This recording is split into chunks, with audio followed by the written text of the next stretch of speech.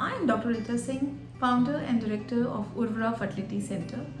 और आज हम बात करने वाले हैं IVF प्रोसेस के बारे में, बिकॉज एक ये बहुत कॉमन दिमाग में लोगों की परेशानी और उलझन होती है कि कैसे प्रोसेस होगा, क्या होगा. So let's talk about that process so that वो एक एम्प्रीहेंशन और एक जो डर है वो मन से निकल जाए.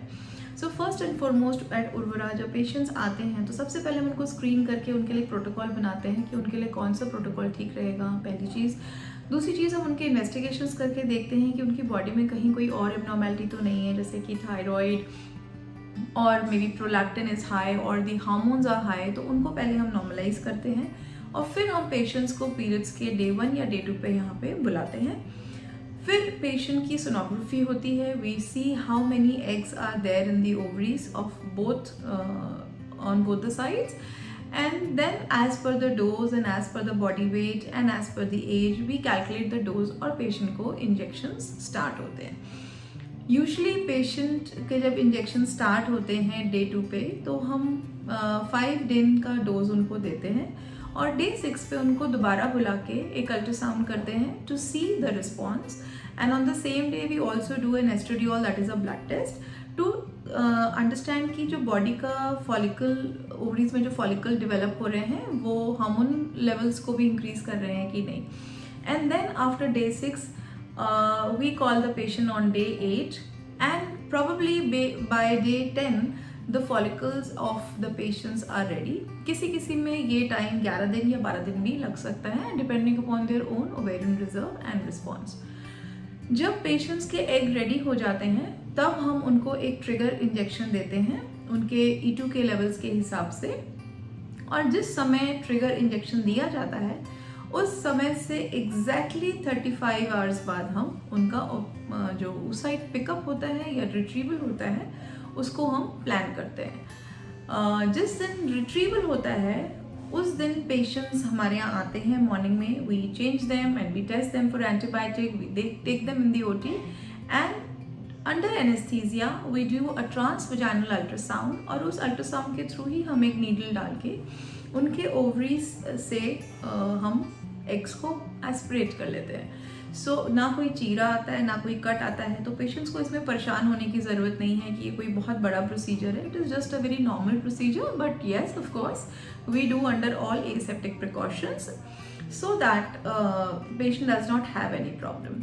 पिकअप के बाद 4 आवर्स तक हम ऑब्जर्वेशन में रखते हैं, पेशेंट्स को फ्लूइड देते हैं सो दैट उनके बॉडी में ओवेरियन स्टिमुलेशन से होने वाले जो फ्लूइड के प्रॉब्लम्स होती हैं, जैसे बहुत बार लोगों को OHSS या कुछ इस भी तरीके की प्रॉब्लम होती है, वो सब हम लोग उसको टेक केयर करते हैं.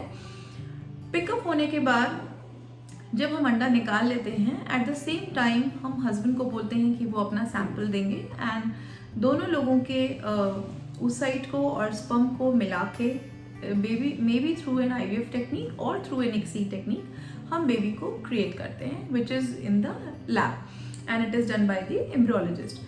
जब बेबी क्रिएट होता है तो day 1, day 2, day 3 and day 5, तो यूजली जो बेबीज़ होते हैं या तो वो डे 3 के ट्रांसफ़र किए जाते हैं या डे 5 के ट्रांसफ़र किए जाते हैं.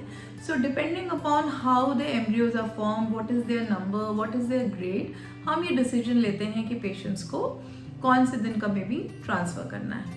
And at the same time we also decide कि पेशेंट्स को पिकअप के बाद सेम फ्रेश साइकिल में ट्रांसफ़र लेना है या फ्रोजन साइकिल करना है, depending upon each person's parameters. क्योंकि बहुत बार होता है कि किसी की लाइनिंग ठीक नहीं है, किसी के में फ्लूइड है या ओवरीज बड़ी हुई हैं या कोई और प्रॉब्लम है, तो ऐसे केसेस में हम फ्रोजन ट्रांसफ़र करते हैं, और अगर सब कुछ ठीक रहता है तो हम फिर फ्रेश ट्रांसफ़र करते हैं.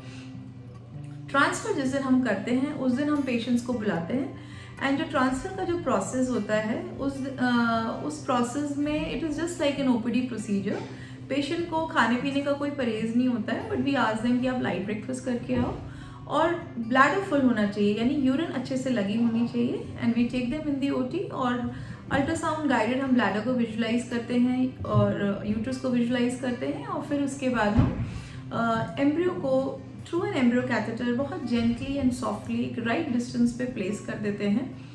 And after that 20-25 minutes patient हमारे टेबल पे रिलैक्स होते हैं और उसके बाद they can go home after 1 or 2 hours rest.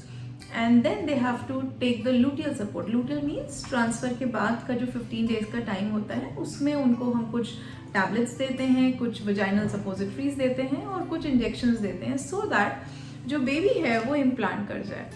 ये मेडिकेशंस उनको 14 to 15 डेज तक लेनी होती हैं और उसके बाद 16th डे पे हम बीटा HCG कराते हैं, that is a blood test, and we get to know that patient pregnant हुआ है. दैट मीन्स उसके यूट्रस ने उस बेबी को रिसीव किया है कि नहीं किया है.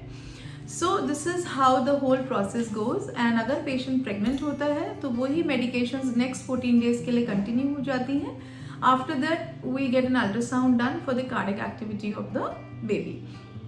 और अगर वो पेशेंट का साइकिल नेगेटिव होता है सो ऐसे केसेस में हम उनको मेडिसिन स्टॉप करने को बोलते हैं और उनको फिर जब नेक्स्ट पीरियड आता है तो उस केस में दोबारा अपने सेंटर पे बुला के उनको रीइवैल्यूएट करके उनको सेकेंड साइकिल के लिए प्लान करते हैं.